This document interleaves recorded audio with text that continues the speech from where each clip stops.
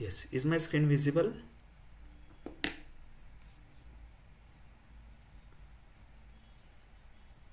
Yes, screen visible hai kya? Please let me know in a message box so that we can start the session.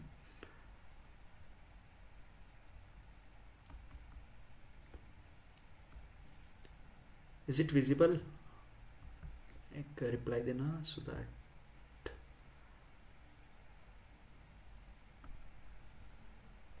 Okay, so I think the screen is visible. Just a moment. Okay, yes, so we'll start the session. I will revise the part in a quick note so that we can understand the thing, because this unit, it is a entirely dependent unit. If you know the first part, then you can understand second part. If you know second, then you can understand third part. So we started with the definition of statistics. We covered in a very first lecture. So this is our fourth lecture on this unit. In a first lecture, we covered what are the characteristics or what is the statistics available for a single set variable or for a single, what you can say, column, single field we can say. Then we covered, so in that we covered what? Mean, mode, your first moment business decision. That is a basically central tendency. So in that case we are having mean, mode, then we also have the median. So these three things we covered. Then we move towards what? The second moment business decision, where we talk about the range, the variance and the standard deviation. So all this stuff we covered, as well as we covered the formulas and the problems which will come on this type of what you can say syllabus, or on this type of characteristics. Okay, so we covered all the steps here. Then second moment business decision we covered, the range we covered, variance formula we covered, and then we covered about the standard deviation. So standard deviation, it is simply the square root of the variance. So this mean, mode and median, as well as range, standard deviation, as well as your variance, all these six characteristics, they are depending on the single set of a data, or they are depending for a single variable or single feature. Now after that, okay, we also covered the interquartile range. In interquartile range, the entire data set we are arranging in the ascending or descending, mostly in ascending order, and then we are calculating its percentage. 25% is considered as a Q1, 50% is considered as a Q2, 75% is a Q3, and lastly Q4 is your 100% data. And interquartile range, it gives the value Q3 minus Q1. So we also covered the example based on that. So while solving the example, important part is if you have a even number at that time, just a moment. Yes. So if you have a even number at that time, the value which we are calculating by taking the average of the number which is near to this. So Q3 is 9 plus 9 divided by 2, and Q1 is 5 plus 6 divided by 2. If you have an odd value, then it's very easy, but if you have an even value, then at that time Q1, Q2, Q3 and Q4 you have to calculate in a proper way. Okay, so this example we covered in the last lecture, outliers also. Next we are coming about the variance. Okay, so from here onwards, basically we are moving from one dimensional data to the two-dimensional data, or from one variable to the other variable. Okay, so in other variable, what we need to do, so initially we are calculating for single, where we are calculating we are calculating a variance. Variance is having three values: positive, negative and 0. So if one value or one feature is increasing, the other feature is increases, that is a positive covariance.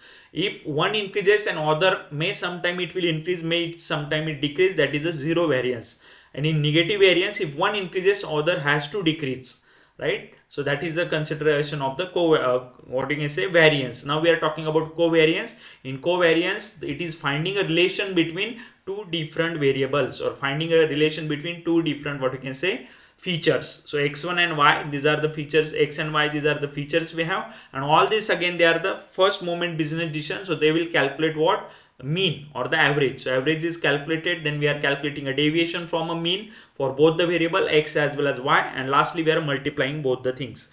So that will give you the what? Covariance. And the formula for covariance is covariance of x by y is equal to what? Summation which we got here, this summation divided by, if you are calculating it for sample, that is n minus 1, and if you are calculating for population, that is n. So the value is going to change with respect to either it is a sample or it is a population. Then we talk about the correlation. What is the issue with the covariance? Covariance gives the either positive or negative value, but the magnitude is not specified. So covariance plus 100 and covariance 1000. So is there any difference? We are unable to identify it. So to identify that difference, we are going for a next part, that is a correlation. In correlation, the formula is same. We are having a covariance, but that covariance is divided by standard multiplication of standard deviation of x into standard deviation of y.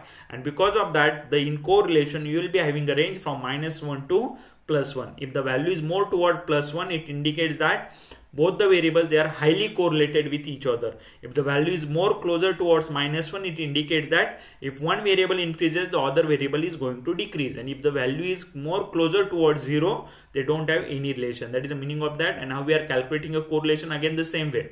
Calculate the mean of x, calculate the mean of y, take the deviation, that is xi minus x, yi minus y, and we are taking what? The multiplication of both, and we are adding it. And at the end, if it is a population, we are dividing it by n, and if it is sample, we are dividing it by n minus 1. So in this way, we are calculating a correlation which is always in the range of -1 to +1. So this stuff we covered. Then we covered about the Simpson's paradox. Okay. Then we have also covered some other caveats available for it. So in that we covered the example of mode, and we covered the one small change in a y with respect to greater change in x. These two caveats we covered. Then about the causation we covered, correlation and causation. So what happened in causation? Basically, whenever we are having two variables, so we have 5 causation statement. One is x causes y, another one is y causes x, third one is both causing each other, fourth one is third variable causing x and y, and last case is both the variables are independent on the third variable. So in that way we covered the causation, and next in the last lecture we started with the probability. So the definition of probability is what? The probability of event E, it is given by number of favorable outcomes of E divided by total number of possible outcomes. Okay, so we covered the entire steps related with this. Then we covered about the dependence and independence. When we are considering the variables are dependent and when we are considering they are independent, if the occurrence of one event is not affecting the occurrence of other event, they are independent. And if the occurrence of one event gives or it hampers the performance of occurrence of other, that is considered as a dependence. So if E and F, these are the two events, and if both are independent on each other, then the formula is in front of you. How we are representing it? The probability is represented as P of E comma F, or probability of P of E intersection F is equal to probability of E into probability of F if they are independent. So in the last lecture we have seen that what is the meaning of independent. So the one example or one case is related with rolling a die, and the other case is a flipping a coin. So as such they don't have any relation with each other. So that will give you the probability of independence. So that is represented here, which is calculated as probability of A into probability of B. In exam you might be having a question, so you can solve this question. So this question also we seen. Now what is the meaning of dependence? The outcome of one affects the outcome of other. So here we consider that in box we are having some balls. We have 3 blue balls and we have 7 green balls. So what is the probability of blue? Probability of blue is 3 by 10. Probability of green is 7 by 10. But now the problem comes in such a way that we have to randomly select a ball, and we have to select this ball 2 times. First we have to select a green ball or marble, and then we have to select a blue marble again, but we are doing a without replacement. And because of without replacement, there is a dependency. So how we are going to calculate the probability? Formula is same. Probability of A intersection B is equal to probability of A into probability of B. What is the probability of A? This event we are fetching, or we are removing the green ball. So that will become 7 by 10, because out of 10, total number of balls are 10, and out of that we have 7 green balls. But now when we are calculating a probability of blue, as definitely it is 3, but now as it is without replacement, so that will become 3 by 9 instead of 3 by 10, and then we'll get a value. So this is the example of dependence. We also covered one more example on that, and lastly we have written this formula. So in your exam you might be having a question on dependence and independence. Then we move toward the conditional probability. So what is about a conditional probability? In conditional probability, if they are independent, then we also seen the formula. What is the formula? It is P of E into P of F. But if they are dependent on each other, then it is represented in the whatever the second terms we have. It is represented in this way. What is that? Probability of E when it is observed that event on F. It is given by probability of E comma F divided by probability of P up. That is the independent part. So that we covered here example. So that is PB by G is given by PB divided by PG in short. Okay? Yes. So PB by L. This is the formula. This if you want to write, you can write. Otherwise directly you can go for this. That is PB divided by PL. And you can solve the example. Okay? Yes. So based on that, we have also seen the conditional probability with this example. Now this is a very important example. Why I am saying, because now next algorithm it is again dependent on this. So here we covered that this is called as a contingency table. In contingency table we calculated the person who loves soda. So we are calculating basically one matrix, the person who loves soda and the person who loves candy. So how many persons are there? If you see this is central part, there are 2 and the total combination are 14. So this is the probability is given by 2 by 14. Person who loves soda but does not love candy. So how many persons are there? Those who love soda but don't love candy, these are that. So that value is 5 and its probability will become 5 by 14. Okay. And the person who loves soda, what is the probability of that? So here they have not mentioned that if you are calculating it. So total number of persons those who love soda are 7. So it is 7 by 14. This is the probability of that. In the same way we calculated person those does not love soda but he loves candy. These are 4 persons.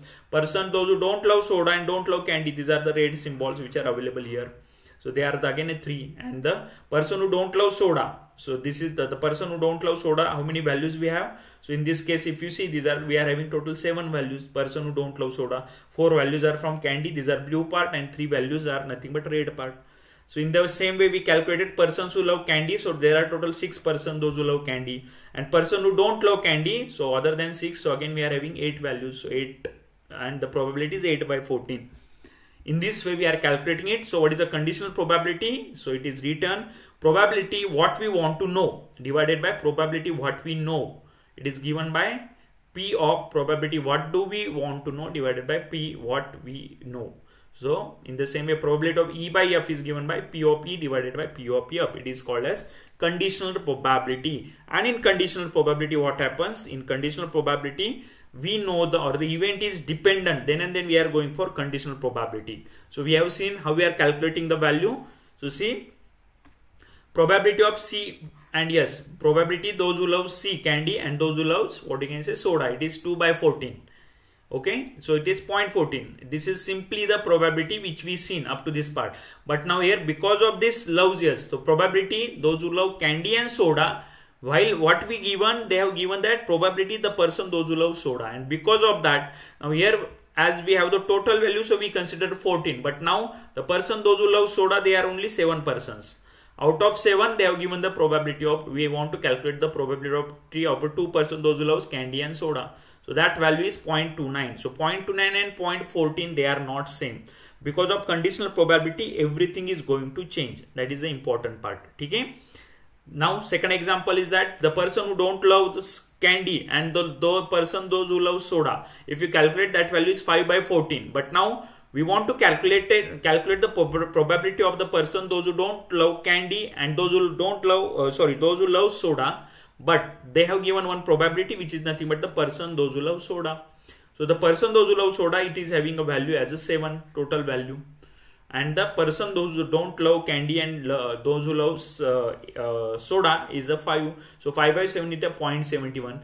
So 0.36 and 0.71 they are different. In conditional probability the occurrence of the first event is very very important, right? Now see, based on this conditional probability basically we are going for the calculation of Bayes theorem. So what is the Bayes theorem? That we will see. This we know that probability of no one loves candy and the person who loves soda, and what is given? They given the probability of soda. So this we are writing, this part will go as a numerator, this part will go as a denominator. In the same way we have taken one more probability no one loves C, and yes, this will go as a numerator and this will go as a denominator. Now what is the issue here? Why Bayes theorem required? The Bayes theorem required if you don't know what is the probability of that P not love C and not love yes. If numerator parties don't know, then how we are going to calculate this probability? And for that we are having Bayes theorem. So what they are doing basically in Bayes theorem, try to understand. Suppose this is the second part. Now we'll talk about second part. This is the equation, we know it is the equation of conditional probability. Now I will take this P probability that don't love what candy, I will take to that side. So see, this is the first part, this part is as it is we have written, and this part we have written to this side. So here what is remaining now to your right hand side? Probability, this upper one, that is the numerator part, that is probability no one loves C and yes. In the same way we can write this probability no one loves C and love yes. So this probability those who love soda, it will go to the what you can say left hand side. So what it will become, see here, you will get that probability no one loves C and yes, and this is the probability which we have taken to right hand side. And this is another equation number 2, where right hand side we what, probability of no one loves candy and loves soda. And in equation number 1, again what is there at the right hand side, probability no one loves candy and loves soda. And what is the left hand side of this, it is having probability no one loves candy and loves soda with given probability no one loves candy into probability those who don't love C. And here what we have, probability no one loves candy and loves soda, given that the probability those who love soda into probability of those who love soda. If you see equation 1 and 2, the right hand side of both the equation is probability of no one loves candy and the loves soda. And now we are going to equal both this side, we are going to equate both this side.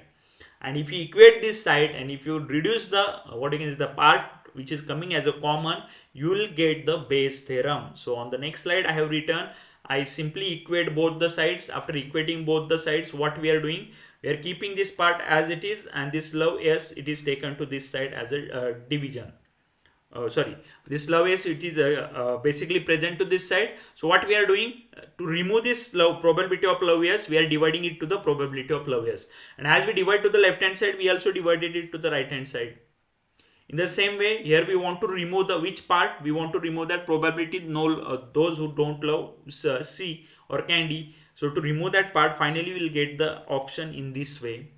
So now if you try to read this, what is it? Probability of no one loves candy and those who love soda, given that the probability no one loves candy. If you want to calculate its probability, it is calculated by the formula. What is that formula? The formula is probability. See, this part will come as it is on the numerator side. Probability no one loves candy and loves soda, given this is the probability of those who love soda, into we are taking this probability of S and probability of no one love candy. Now if you want to see this, what I will consider here, no love C and the love candy, soda, this I will take it as a and no love C, the probability of no one who loves candy, that I will take it as a B.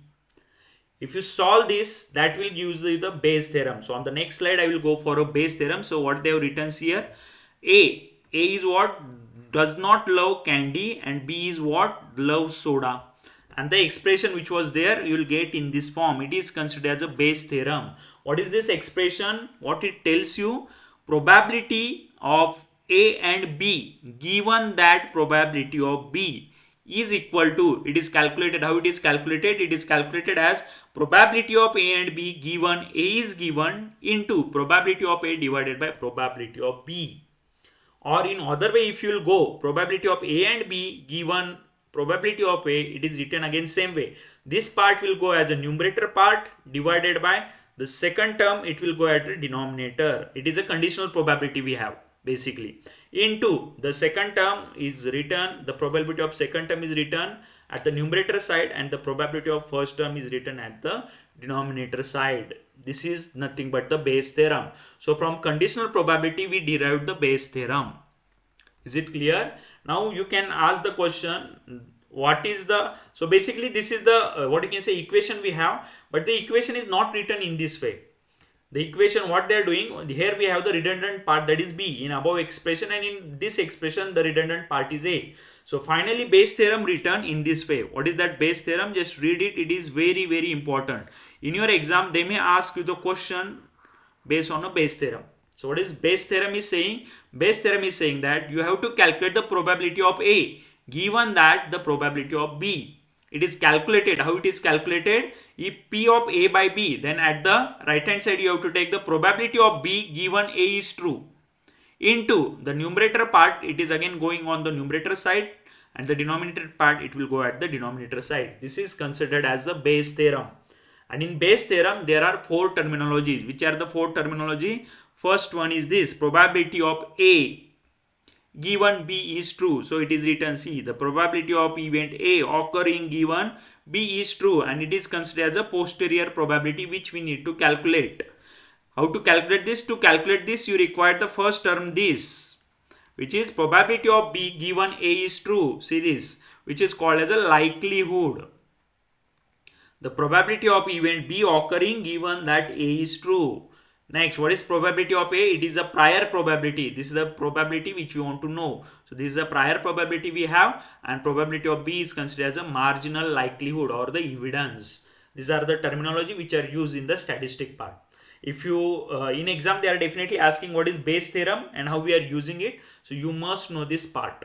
Probability of A by B. Probability of A by B is considered as a posterior probability. Probability of B by A is a likelihood. Probability of A is a prior probability, and probability of B is a evidence or the marginal likelihood.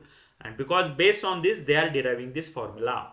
And this formula is derived from conditional probability. That is the important case. Okay? Clear? Okay?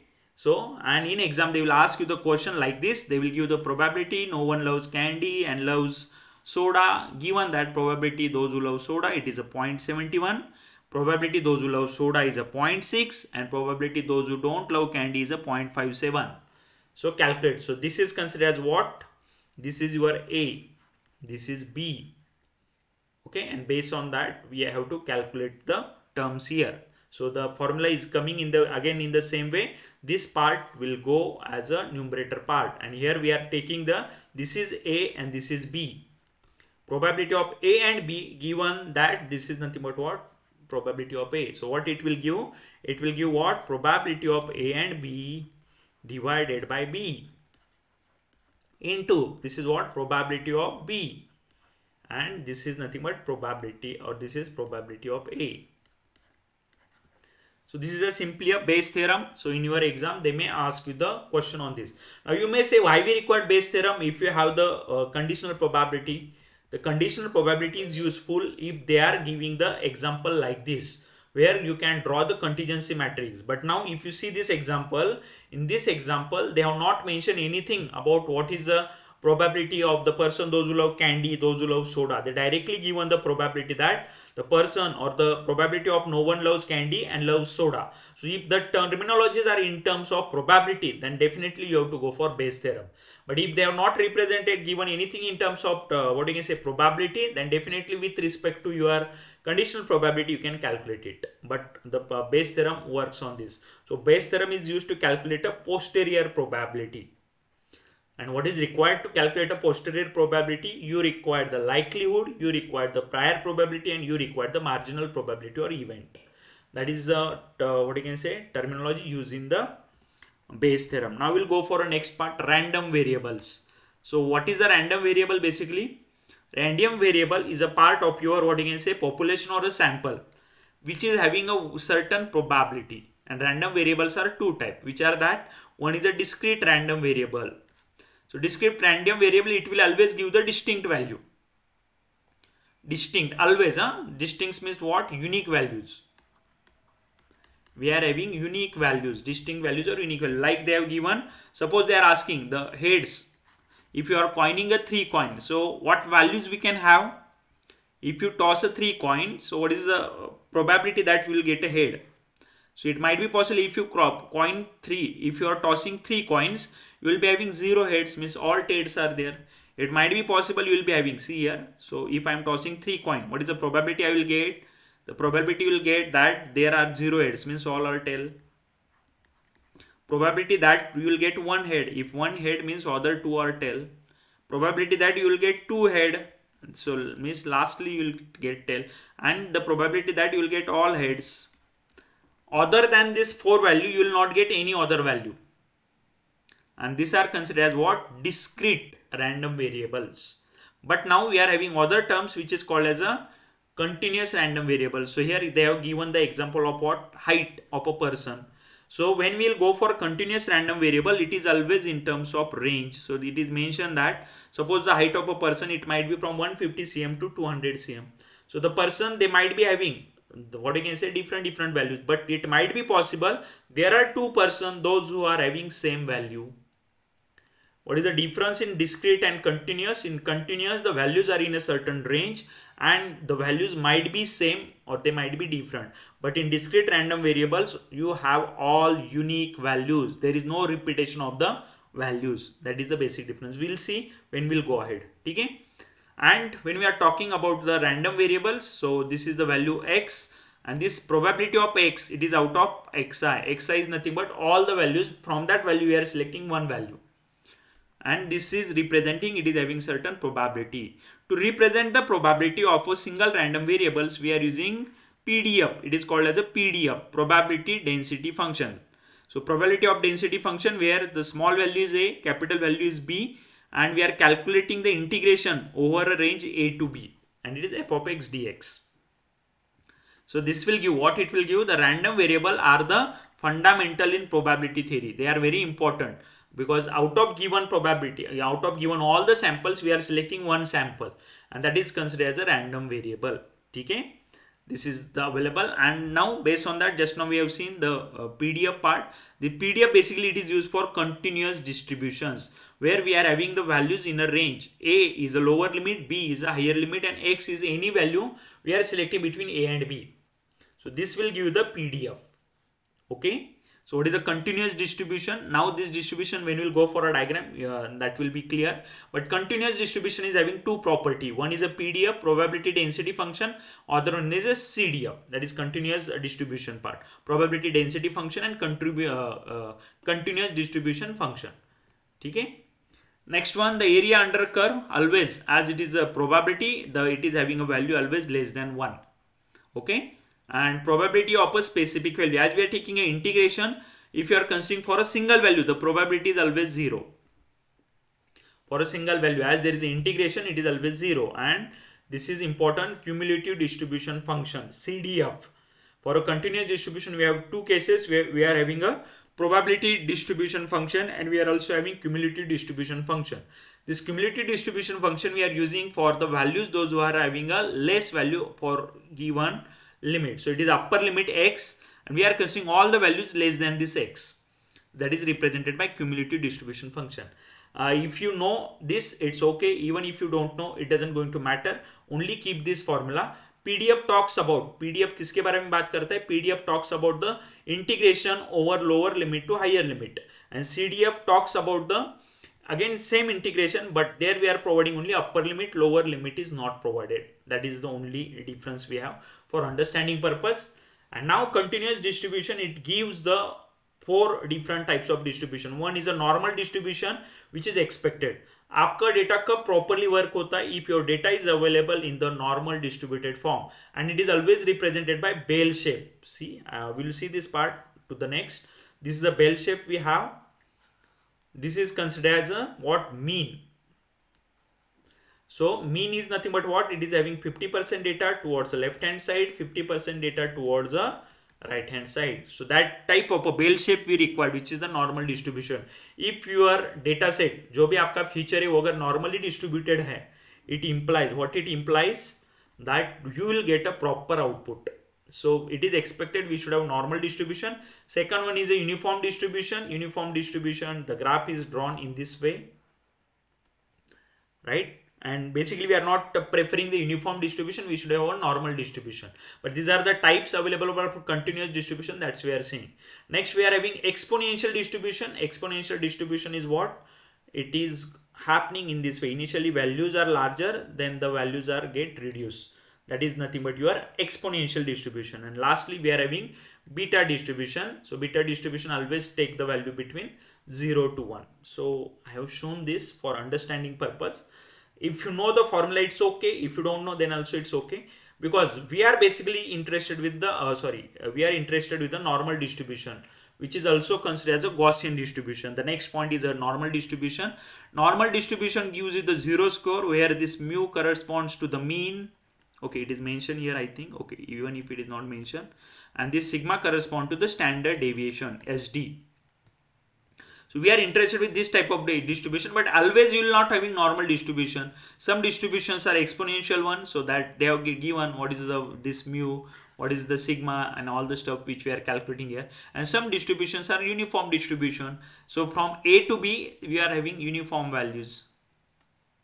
Okay, so these three distributions are available mostly for continuous data and for discrete data. In discrete already we have seen when nothing is continuous, you can say this is the value 0 0 0 dot dot dot. This is the binomial distribution. Then the exponential, in discrete it becomes geometric one, and this is a hyper geometric. The normal will become hyper geometric. We are not going inside it because currently our entire description is talking about a continuous part. So there will be having normal distribution, exponential distribution, and uniform. One more is there, beta. But yes, the diagram is and the formula is a little bit complex, so we will not go for it. Now we'll come towards the next important part, that is a normal distribution. So this is the what is the part we covered from the this thing, Bayes theorem. They will be asking for Bayes theorem, definitely they will ask a problem, but the rest all the parts is a theoretical one. So what is a normal distribution?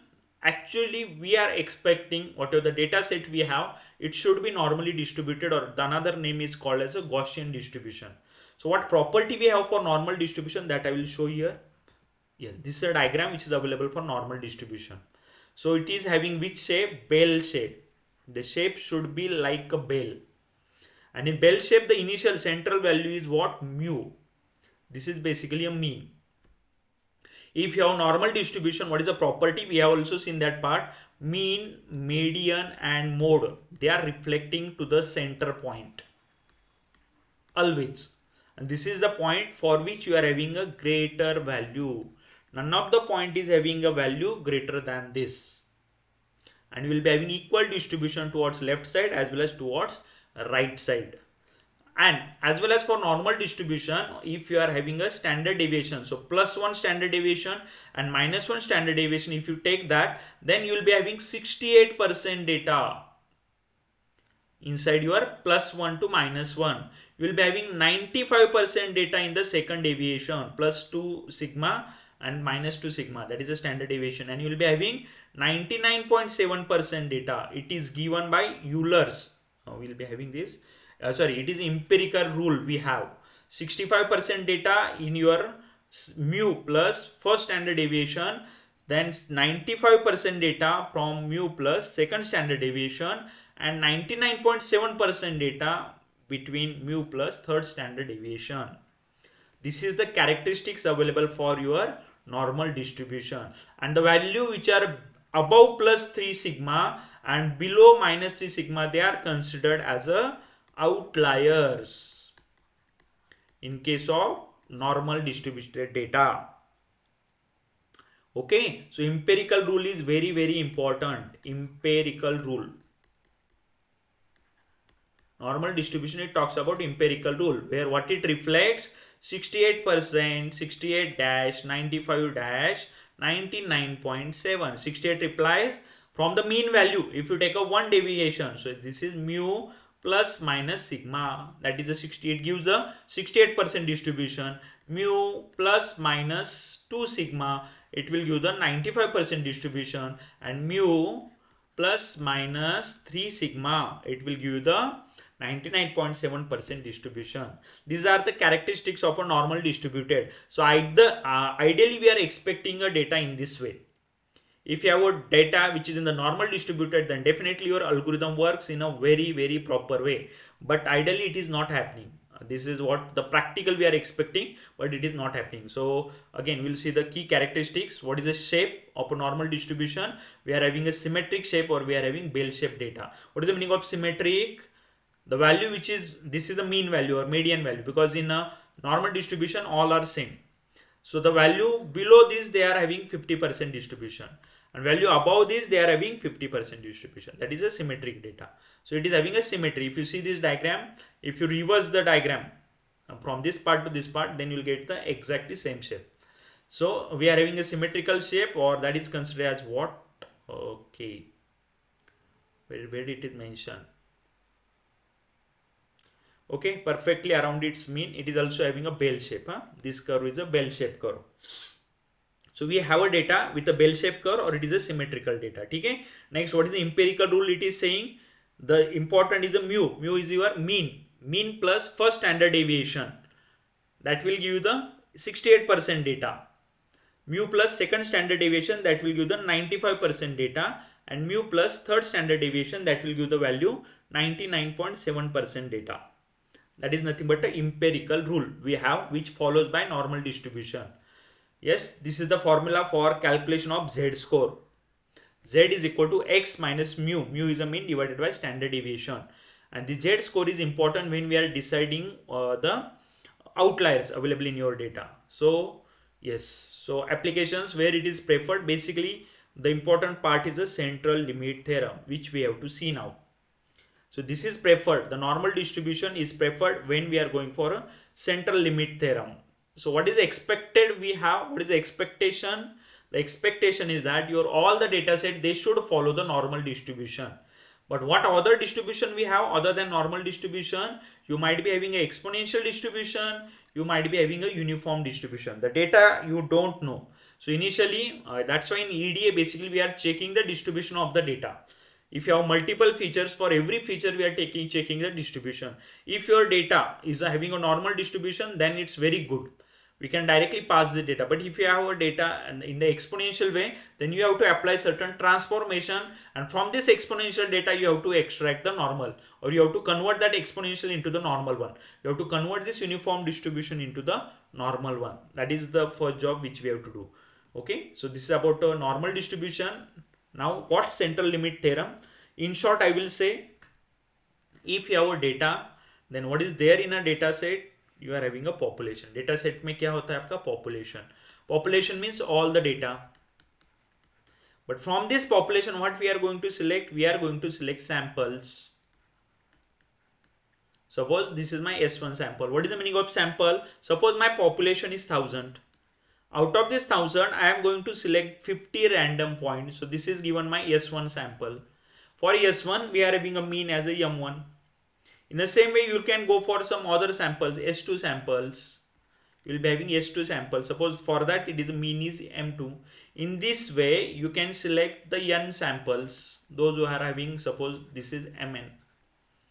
Okay. Now see, important. Population means all the data sets, entire data sets we have in population. Sample means this value is what? It is value which is smaller than your population. Okay. But ideally it is said the sample count. See, it is important. The sample count, it should be greater than equal to 30. ये value हमेशा 30 के ऊपर ही होना चाहिए. Then and then the central limit theorem is applied. So now what central limit theorem says that whatever the sample you selected, the distribution S1, S2 or Sn, इनका distribution कुछ भी हो सकता है. What is the expected distribution? That all should be having a normal distribution, but it might be possible we are having normal or we don't have normal. So what is the other distribution we have other than normal? You might be having a uniform distribution. You might be having an exponential distribution. So you go for any distribution. If you take the mean of this, right, then and if you plot that mean, so that mean it will give the graph like this. और ये कौन सा graph होता है? ये किस type का graph है? This is the bell shape curve. और बेल शेप किसका होता है? Bell shape curve is corresponding to your normal distribution. ये कौन सा डिस्ट्रीब्यूशन है आपका? नॉर्मल डिस्ट्रीब्यूशन है. And this is the definition of a central limit theorem. Again, I am repeating because technically if you go, that is very difficult to understand. You understand from this concept point of view. What is expected? Actually, the population, it should be normally distributed. But when you select a sample, this sample might be the normally distributed, might be uniformly distributed, or might be exponentially distributed. The distribution might be anything. But if you draw the plot for their mean, then that mean what it will give? It will give you the normal distribution, which is our expectation. And that's why they are applying the central limit theorem. Is it clear? So I have a population, I have total data set 1000. Out of that total 1000 data set, how many data sets I am picking, how many samples I am doing, S1, S2, S3 up to Sn. What is the size I have taken? The size of every data set is a 50, and this is a random. We are selecting this as a random. This all points are random points. So if you select all the random points, then for every data set you will be having one mean. For S1 is suppose M1, for S2 is M2. In the same way, for Sn dataset you will be having Mn mean. And if you plot the mean, so you will get the all the means in the normally distributed form, which is nothing but bell shape form. ये है आपका central limit theorem. So what they want to say, population might be having any type of a distribution. We are not interested with that. But if you select the samples, but the important point is the sample size, it should be greater than equal to 30. If you have a sample size greater than equal to 30, you select any samples in a random way. If you take the mean of that and if you plot that mean, it will give the normal distribution. This is the central limit theorem, and basically what we are expecting, any data set if you consider, if that data set in the normal distributed form, then that is a very good data set for performing the or applying to any machine learning algorithm. Clear, eh? Is it clear? This definition of central limit theorem. See, again I am repeating because in last exam they asked it. What is that? You have an entire population. Population means all the records, the size of your rows. So I have how many rows? I have total 1000 rows.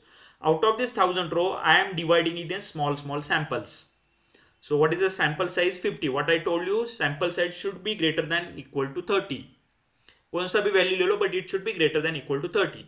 If you select such a n samples and if you take the mean of every sample and if you plot the graph, then that graph is always giving you the normal distribution. What it implies basically, the normal distribution it implies now the data is in the proper way and we can go for plotting the data. Now whatever I said in this slide, that is written in a word form.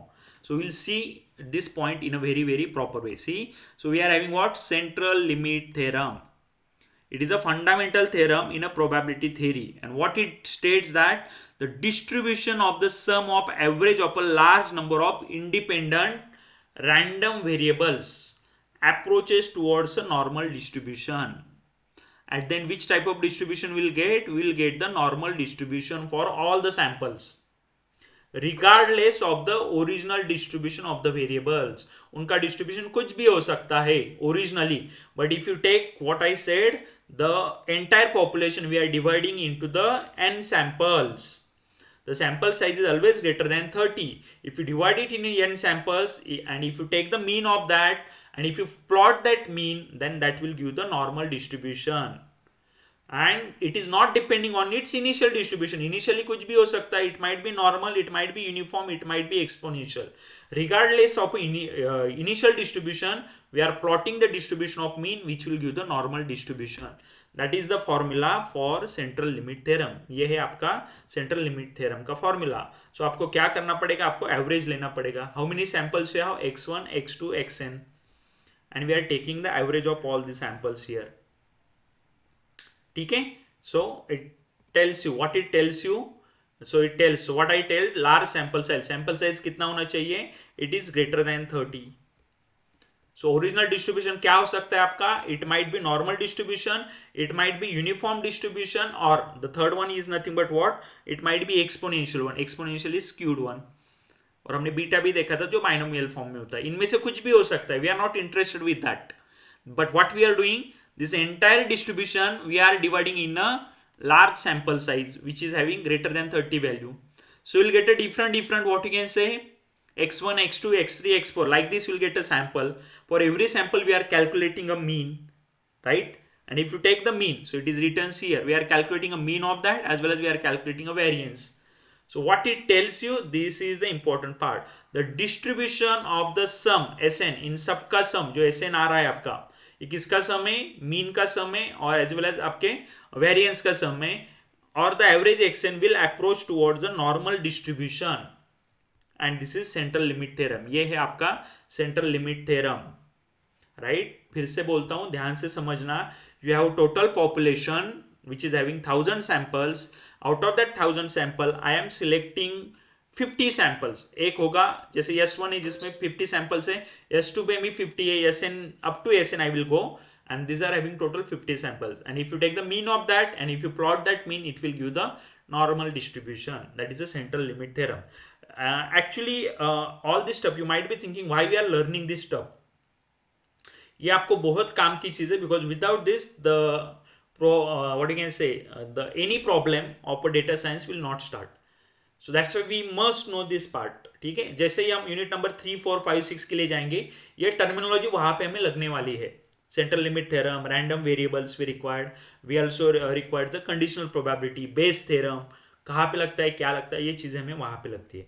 So right now it's okay even if you don't understand it, but आपको समझना क्या है, what is expected, we are expecting a data which should be in which form, normally distributed form. अगर आपका data normally distributed है, जो आपकी algorithm की रिक्वायरमेंट है, your algorithm it is expecting the data should be in which form, normally distributed form. If it is in the normally distributed form, then algorithm gives you the better performance. So सारी चीजें चल रही है किसके लिए, आपका data normally distributed होना चाहिए. अगर नहीं है नॉर्मली डिस्ट्रीब्यूटेड, जैसे इस केस में इनिशियली मेरा 1000 का पॉपुलेशन है, वो पॉपुलेशन में एज्यूम करता हूं वो नॉर्मली डिस्ट्रीब्यूटेड नहीं है, तो वो क्या होगा, वो यूनिफॉर्म होगा, वो एक्सपोनेंशियल होगा, या वो बेल आपका इसका होगा, बीटा का होगा. बट मैं क्या कर रहा हूं, दिए हुए सब में से out of 1000 samples I am selecting 50 sample. तो एक होगा, एक वेरिएबल S1 नाम का पहला सैंपल होगा जिसमें कितने वैल्यूज होंगे 50, S2 में कितने होंगे 50 होंगे, और ये सारे रैंडम वैल्यूज होंगे. तो ये सारे रैंडम वैल्यूज का ऐसे मैंने कितने सैंपल्स निकाले, टोटल n सैंपल्स निकाले, और इन सबका मैंने अगर मीन लिया एंड और अगर मैंने उसको प्रॉपरली प्लॉट किया, तो उनका प्लॉटिंग क्या आने वाला है, बेल शेप आने वाला है, जो नॉर्मल डिस्ट्रीब्यूटेड होता है, जो हमारा रिक्वायरमेंट है. So before applying that what you can say data set to our algorithm, we should apply the central limit theorem for it, so that we'll get the normal distributed data which is our expectation. ठीक है, so this is the central limit theorem we have in your exam. They will ask you the central limit theorem. Okay, so what is the central limit theorem which is mentioned here? Suppose you are sampling the heights of the, okay, they have given the example, heights of adult in the population, which is the true distribution of data. But what we are doing, we are doing the sampling. So that data perhaps it is skewed data. तो data अगर skewed होगा, but अगर आपने ये sample लिए है तो सारे सैंपल के एवरेज लेकर अगर आप डेटा ड्रॉ करते हो, तो वो डेटा कौन से फॉर्म में आएगा, normal distributed form, which is our best, which is our case. So in this way we are implementing what, central limit theorem. Is it clear? ठीक है, yes, this is the last part we have, central limit theorem. Then we cover the normal distribution. Normal distribution से पहले हमने random variables देखे. सी ये part basically कहां से start हो गया, ये स्टार्ट हो गया आपका प्रोबेबिलिटी से. This is the probability we have. From probability we move towards independent non और डिपेंडेंट वेरिएबल. इंडिपेंडेंट हो गए तो उनकी प्रोबेबिलिटी कैसे निकालते हैं, उनका मल्टीप्लिकेशन लेते हैं इंडिविजुअली. उसके बाद हमने इंडिपेंडेंस का एग्जांपल देखा था, डिपेंडेंस यानी एक इवेंट दूसरे के ऊपर डिपेंड है, ये हमने देखा था. उसके बाद हमने कंडीशनल प्रोबेबिलिटी देखी थी, conditional probability of b by g, how it is calculated, it is calculated with this case, that is p of b divided by p of g. ये कंडीशनल का एग्जांपल हमने देखा था. यहाँ पे हमने वो सारी चीजें प्रॉपरली सॉल्व की थी. कंडीशनल प्रोबेबिलिटी कब निकालते हैं हम, when there is a dependency. Probability of event e when event happens on f is given by probability of e divided by probability of f. ठीक है, इस तरह से हमने ये फॉर्मूला निकाला था उनका. ठीक है, तो ये सारे केसेस हमने ऑलरेडी कवर किए हैं. इससे हिसाब से हमने निकाला बेस थ्योरम. तो बेस थ्योरम क्या बोलता है, this is the Bayes theorem. What Bayes theorem says, probability of event A when event B is true is given by probability of event B when event A is true, जिसको हम बोलते हैं posterior probability, into probability of A, इसको हम बोलते हैं prior probability, divided by probability of B, जिसको बोलते हैं एविडेंस और मार्जिनल प्रोबेबिलिटी. तो ये फॉर्मूला है बेस थ्योरम का. ठीक है, and depend on Bayes theorem they may ask you to calculate the some formulas और इक्वेशन. उसके बाद रैंडम वेरिएबल देखा था. रैंडम वेरिएबल के दो टाइप होते हैं, discrete random variable, continuous random variable. Discrete का मतलब क्या होता है, you will be having all unique values, repetition नहीं होगा उसमें.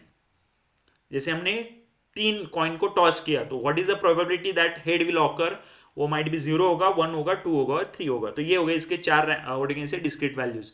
बट कंटिन्यूस रैंडम वेरिएबल किसको बोलते हैं, जो आते हैं एक रेंज के फॉर्म में। हाइट होगा, जैसे यहाँ पे एग्जांपल लिया हाइट का, हाइट 150 टू 200 के बीच में है, but here will be having a repetition of the values, that is a continuous random variable. तो उसका हमने सारी चीजें पीडीएफ सीडीएफ देखा। PDF is what, integration in a given range. And what is CDF, CDF को आपको upper limit दिया जाता है, लोअर लिमिट दिया जाता नहीं, so that's why it is again integration of f of t d t या f of x d x भी बोल सकते हो, but it is from minus infinity to x, x is your upper limit. Okay, और individual variable का probability 0 आता है continuous में।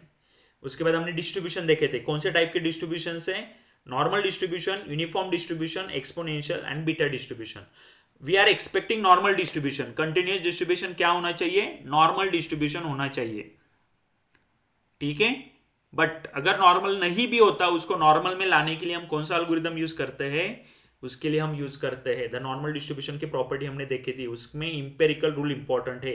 ये डायग्राम इंपॉर्टेंट है। क्या बोलता है इंपेरिकल रूल आपका, बेसिकली नॉर्मल डिस्ट्रीब्यूशन में क्या होता है, सेंटर जो है आपका, सेंट्रल रे में ही मीन मीडियन मोड होते हैं। और नॉर्मल डिस्ट्रीब्यूशन क्या बोलता है, सेंटर के लेफ्ट साइड में 50% डेटा है, सेंटर के राइट साइड में 50% डेटा है। और उसके हिसाब से इंपेरिकल रूल डिसाइड किया है, कैसे, mu plus your first standard deviation it gives the 68% data, mu plus second standard deviation it gives the 95% data, and mu plus third standard deviation it gives the 99.7% data.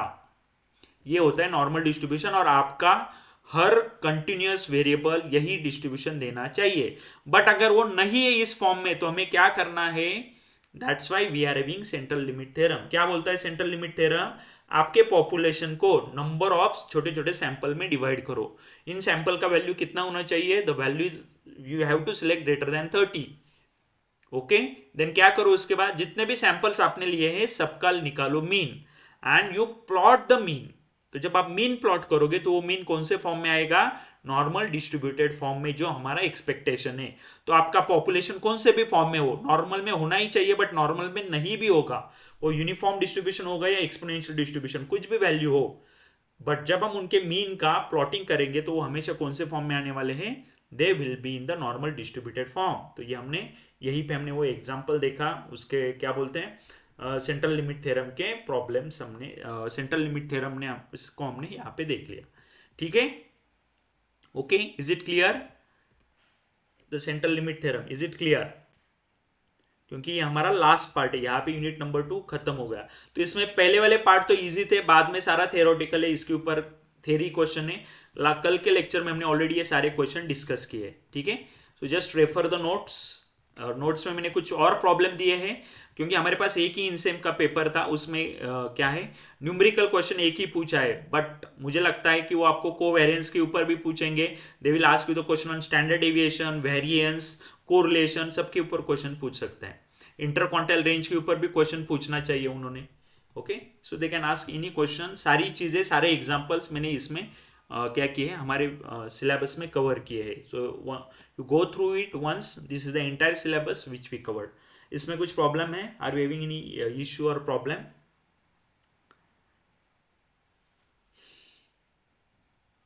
कल के lecture में हमने ये भी cover किया था, discussion of your what, हमने किसका डिस्कशन देखा था, आपके इनसेम के पेपर का डिस्कशन हमने किया था कल के लेक्चर में, ठीक है ना, ये वाला पेपर था। तो ये पेपर एक बार गो थ्रू करो। I will suggest prepare the slides, पहले पेपर प्रिपेयर करो, क्योंकि इसी के क्वेश्चन मैक्सिमम रिपीट होंगे। तो इसमें एक ही प्रॉब्लम दिया है, वो किसका प्रॉब्लम दिया है उन्होंने, मीन मोड और आपके मीडियन का। बट दे में आस्क यू द प्रॉब्लम, जैसे आज हमने कंडीशनल प्रोबेबिलिटी देखा, बेस थ्योरम भी देखा, और आपके सेंट्रल इसमें डिस्पर्शन में आएंगे स्टैंडर्ड डेविएशन रेंज वगैरह, उसके भी प्रॉब्लम, इंटरक्वांटल रेंज, उसके भी प्रॉब्लम में पूछ सकते हैं, क्योंकि वो सिलेबस में है। और हमने आज सारी की सारी चीज़ें कवर की। देखो स्टैंडर्ड डेविएशन क्या होता है, कोवेरिएंस क्या होता है, आपका बेस थ्योरम हमने कवर किया। देन हमने ये देखा कौन सा, कंडीशनल प्रोबेबिलिटी देखा, नॉर्मल डिस्ट्रीब्यूशन क्या होता है और उसके कैरेक्टरिस्टिक्स क्या होते हैं, अभी हमने देखा। 5 मार्क के लिए डायग्राम निकालो, इंपेरिकल रूल लिखो, राइट। तो सारी चीज़ें आप प्रॉपरली लिखो यहाँ पे, ठीक है। Okay, so this is the end of our syllabus till you are what you can say in sem exam, in sem में इसी के क्वेश्चन आपके आएंगे। ये हमारा लास्ट लेक्चर है। After in sem exam will start with unit number 3 जो भी आपके एंड सेम के लिए आने वाला है। ठीक है, इसमें कुछ प्रॉब्लम है या शुड वी स्टॉप? कुछ प्रॉब्लम है तो अभी पूछो, या आप में मेरा नंबर ग्रुप के ऊपर भी है, ये मैं PPTs and all the stuff I will share to you. ठीक है, चलो अगर कुछ प्रॉब्लम नहीं है तो आज का लेक्चर हम यहीं पे स्टॉप कर देते हैं। Will stop our session here. Is it okay?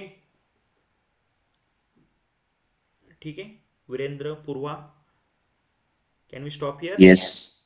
Okay ठीक है, चलेगा। So thank you so much. कुछ डाउट है तो आप पूछ सकते हो in between also, there is no issue. चलो bye bye, take care, bye.